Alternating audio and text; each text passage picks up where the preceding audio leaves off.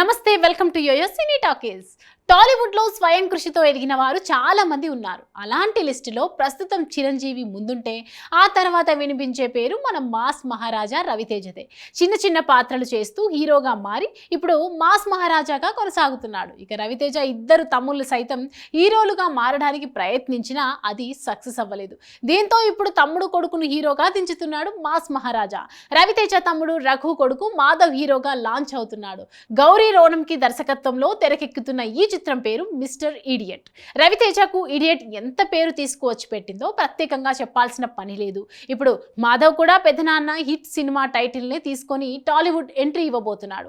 JJR entertainments పతాకంపై శ్రీమతి యలమంచి రాణి సమర్పణలో తెరకెక్కుతున్న ఈ చిత్రం ప్రస్తుతం శరవేగంగా షూటింగ్ జరుపుకుంటోంది.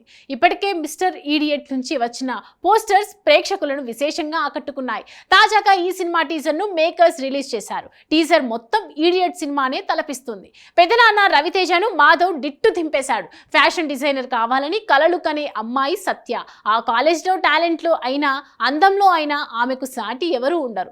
కొంచెం పొగరు కూడా ఉండడంతో మిగతా వారందరూ ఆమె పొగరు దించే అబ్బాయి రావాలని కోరుకుంటారు. ఇక ఆ సమయంలోనే మాధవ్ కాలేజ్లో అడుగు పెడతాడు. సత్యను ఆట పట్టిస్తూ ఆమెతో గొడవ పడుతూ ఉంటాడు. చివరికి ఇద్దరు ప్రేమలో పడతారు.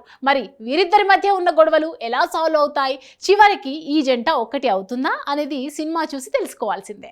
మాధవ్ను చూస్తే రవితేజ ఖచ్చితంగా గుర్తుకు వస్తాడు.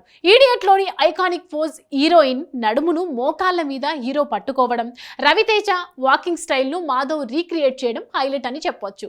మిక్కీ జే మేయర్ సంగీతం ఆకట్టుకుంటుంది. త్వరలోనే ఈ సినిమా ప్రేక్షకుల ముందుకు రానుంది. మరి ఈ సినిమాతో మాధవ్ ఎలాంటి విజయాన్ని అందుకుంటాడో చూడాలి. Hi, hello. మెస్మరైజ్ చేసే మూవీ ముచ్చట్లు, రిలీజ్ అయిన వెంటనే రివ్యూస్, మీ అభిమాన తారల రియల్ స్టోరీస్, సినిమా సమాచారం ఏదైనా క్షణాల్లో మీ చెంతకు. మరింకెందుకు ఆలస్యం, యోయో సినీ టాకీస్ ని సబ్స్క్రైబ్ చేసుకోండి.